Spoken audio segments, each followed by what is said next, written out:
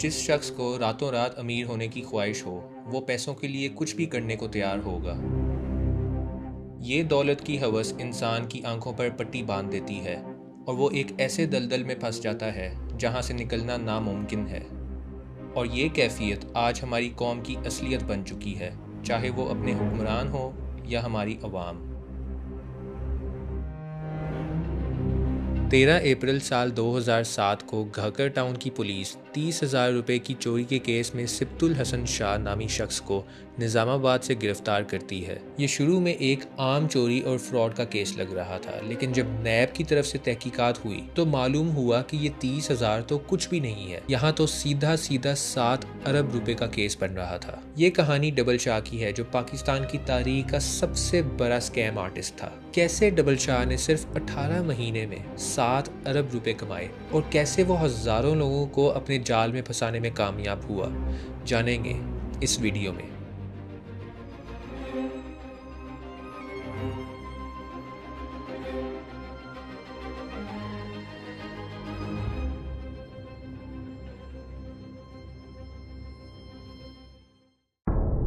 सैयद सिब्तुल हसन शाह एक गरीब घराने में पैदा हुआ। एरियां रगड़ रगड़ के उसने बीएससी पास की और वजीराबाद के करीब निज़ामाबाद के गवर्नमेंट हाई स्कूल में साइंस का उस्ताद भर्ती हो गया। गुर्बत ज़्यादा थी लेकिन ख्वाब बहुत ऊंचे, और जल्द वो अपनी नौकरी से उकता गया था तो स्कूल से छुट्टी ली और 2004 में दुबई चला गया। वो 6 माह दुबई रहा। वहाँ पता नहीं उसने क्या काम किया या क्या सीखा। अब 6 माह बाद वो अपने शहर वजीराबाद वापस आ गया और वापस आते ही उसने एक बहुत अजीब काम शुरू किया। उसने अपने हमसाये से कुछ रकम मांगी और ठीक 15 दिन बाद उसको दुगनी रकम वापस कर दी। ये हमसाया उसका पहला गाहक बना था। वो जावेद मार्बल के नाम से मार्बल का कारोबार करता था। इस मंजर को देखकर मोहल्ले के 2 लोग उसके अगले गाहक बने और वो 2 लोग भी 15 दिन बाद दुगनी रकम के मालिक हो गए। अब वो 2 गाहक उसके पास मजीद 15 लोग ले आए और ये 15 इन्वेस्टर्स एक महीने के अंदर 150 इन्वेस्टर्स हो गए और यूं देखते ही देखते लोगों की लाइनें लग गईं। साहब का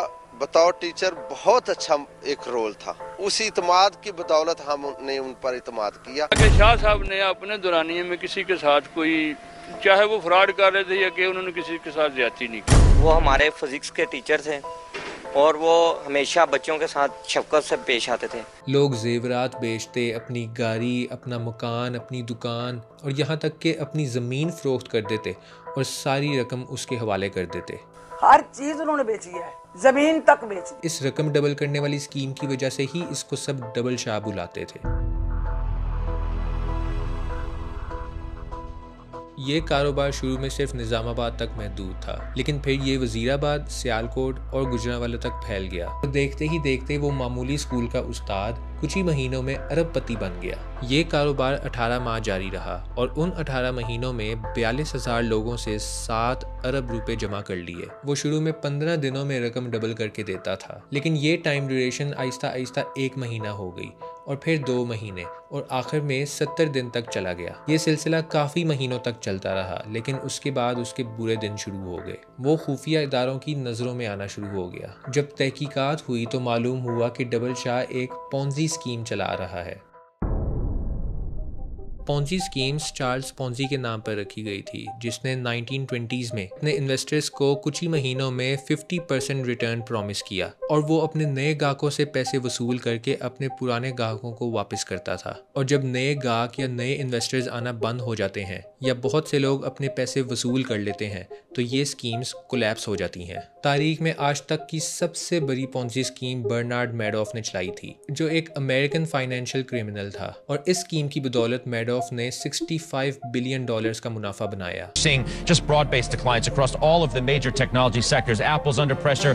ये स्कीम इतनी नुकसानदेह हो सकती है कि इसमें पूरे मुल्क की इकोनॉमी तबाह हो सकती है। साल 1997 में अल्बानिया में एक शदीद इकोनॉमिक डाउनफॉल आया। उसकी वजह यह बनी कि उधर चलती पोंजी स्कीम को फंड करने के लिए डायरेक्ट गवर्नमेंट से पैसे लूटे गए और जल्द ही उनकी डेमोक्रेटिक पार्टी कोलैप्स कर गई। पोंजी स्कीम को पिरामिड स्कीम भी कहा जाता है। जो उस पिरामिड के टॉप पर होगा, सबसे ज्यादा वो पैसे कमाता है, और जैसे जैसे आप नीचे आते हो लोगों का नुकसान होना शुरू हो जाता है। रिसेंटली IDA नामी मोबाइल ऐप ने बिल्कुल यही स्कीम अपनाकर लोगों से लाखों डॉलर्स बैरून मुल्क भिजवाए और अपने कस्टमर्स को कंगाल छोड़ दिया।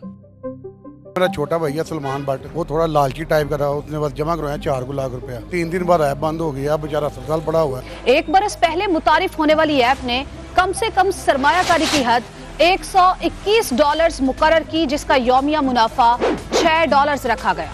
मुनाफा मुंतकिली के लिए क्रिप्टो करेंसी का इस्तेमाल हुआ।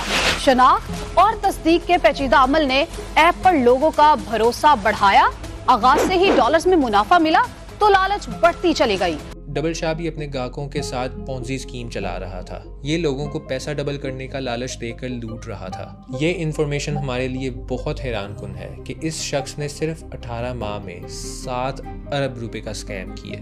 दूसरी बात ये कि जिन लोगों ने लाखों और करोड़ों में रकम जमा करवाई थी, उन्हें 2-3 महीने का वक्त दिया गया था और वहाँ वो डबल शाह के जाल में फंस गए। उन लोगों को जल्द इस बात का एहसास हो गया कि उनके साथ बहुत बड़ा फ्रॉड हुआ है और उन्होंने फिर सड़कों का रुजू किया।